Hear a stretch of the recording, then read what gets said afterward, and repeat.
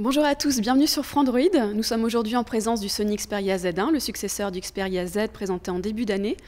On va avoir ici un smartphone qui a été dévoilé à l'IFA et qui reprend les codes de son prédécesseur. Toutefois, il améliore sensiblement les caractéristiques de son prédécesseur, notamment au niveau de la photographie.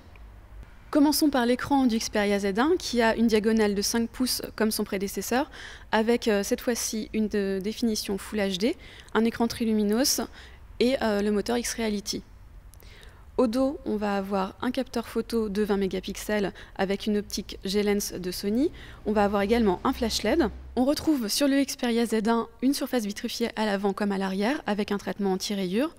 Dessous, un processeur Snapdragon 800 ainsi que 2 Go de RAM et puis une batterie un peu plus puissante que chez le Sony Xperia Z. Si on continue sur la tranche droite du téléphone, on va retrouver un déclencheur photo qui va se trouver du même côté que le bouton de mise en veille du téléphone ainsi que le bouton de réglage du volume. La trappe à côté pour l'insertion d'une carte SIM. Si on bascule de l'autre côté du téléphone, on va retrouver un port pour un dock ainsi qu'un port pour une carte micro SD. Au-dessus du téléphone, on remarquera la présence d'une prise jack qui ne va pas être recouverte par une trappe, contrairement au Xperia Z. Le tout reste tout de même étanche, même sans trappe. Si on passe sur la tranche inférieure du téléphone, on va retrouver un haut-parleur qui a été déplacé par rapport au Xperia Z, puisqu'il se trouvait initialement sur le côté et il était plus petit. On va maintenant continuer avec la partie logicielle de ce Xperia Z1 qui est donc assuré par la version 4.2.2 d'Android. Alors forcément on retrouve toujours les applications de chez Sony et également les modifications visuelles. Donc pas grand chose de nouveau par rapport au Z Ultra qu'on avait déjà eu en test il y a peu. Mais ce qui fait surtout la force de Sony, c'est les 4 univers qu'on a eu déjà l'habitude de retrouver. Donc Walkman qui est sur toute la partie musique, Film pour ce qui est de la partie vidéo et enfin PlayStation Mobile pour les jeux. Mais bien évidemment, ce qui nous intéresse maintenant, c'est tout ce qui est partie photo qui est assuré par l'application Album. Et en matière de photo, la concurrence est rude puisqu'on va avoir de nombreux smartphones qui se présentent comme des photophones. On va avoir ces 3 téléphones notamment qui vont faire partie de la série. On aura chez Nokia ce Lumia 1020. Ce terminal est présenté vraiment comme le photophone ultime chez Windows Phone. On va avoir à l'arrière un capteur de 41 mégapixels PureView avec une optique Carl Zeiss, à côté un flash au xénon et un flash LED pour avoir des images qui vont être normalement de bonne qualité et surtout qui vont permettre de zoomer à l'intérieur des photos, un zoom numérique bien sûr puisqu'il n'y a pas de zoom optique sur ce type de téléphone.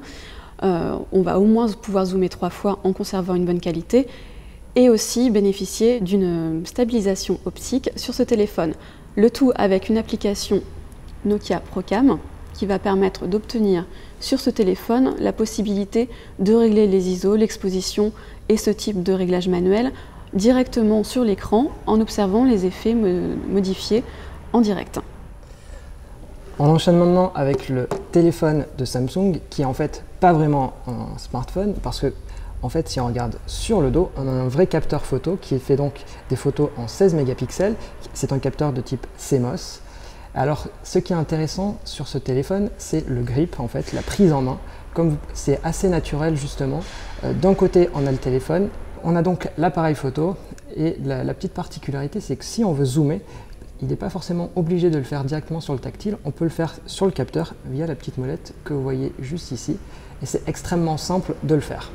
Ensuite, au niveau de l'application, c'est également du connu parce que en fait, c'est à peu près la même interface qu'on avait déjà sur la Galaxy Camera et même sur les téléphones comme le Galaxy S4.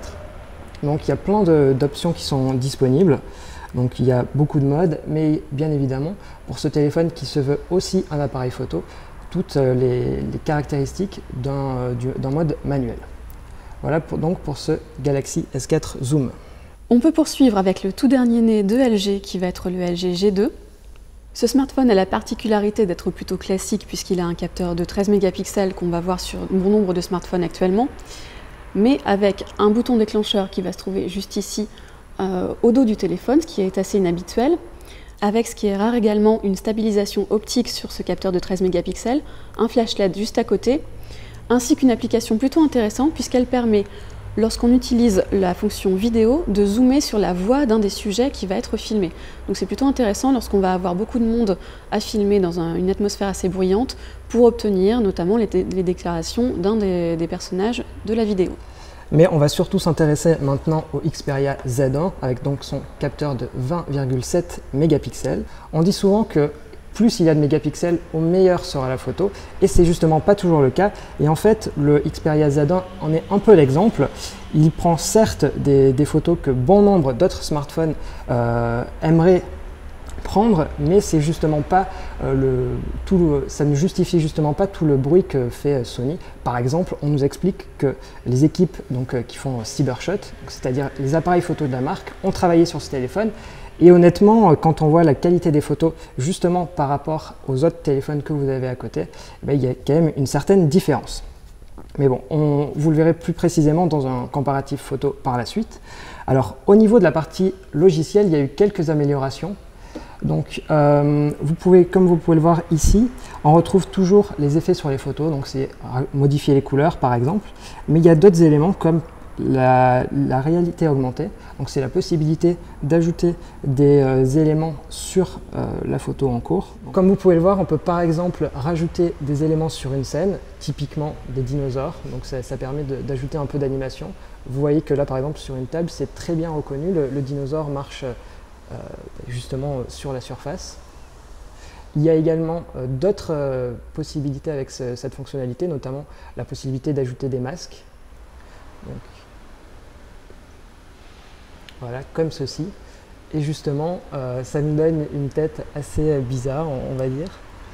Mais ce n'est pas la seule fonctionnalité, puisqu'il y a également une sorte de Googles dedans. Donc si vous ne connaissez pas l'application de Google, en fait c'était assez simple. Vous prenez par exemple un lieu, par exemple la Tour Eiffel, et l'application arrive à reconnaître l'endroit. Ici c'est exactement la même chose. Vous pouvez à nouveau prendre les mêmes photos, mais lors de la conférence de Sony, on nous a montré la possibilité d'avoir une expérience enrichie au niveau de la cuisine. Vous prenez un plat en photo et ça peut par exemple vous conseiller le vin qui va avec. Sony a donc fait une partie logicielle plutôt conséquente. Qu'en est-il en termes par exemple de prix face à la concurrence? Alors ici on va avoir 4 smartphones avec des positionnements tarifaires pour certains identiques. Le Nokia Lumia 1020 va être à 699 € d'ici quelques semaines au mois d'octobre. Si on continue avec le Xperia Z1, il sera au même tarif d'ici quelques jours dans les boutiques françaises. Pour continuer avec le G2, il arrivera également à la fin du mois pour un prix un peu inférieur puisqu'il sera à 599 €.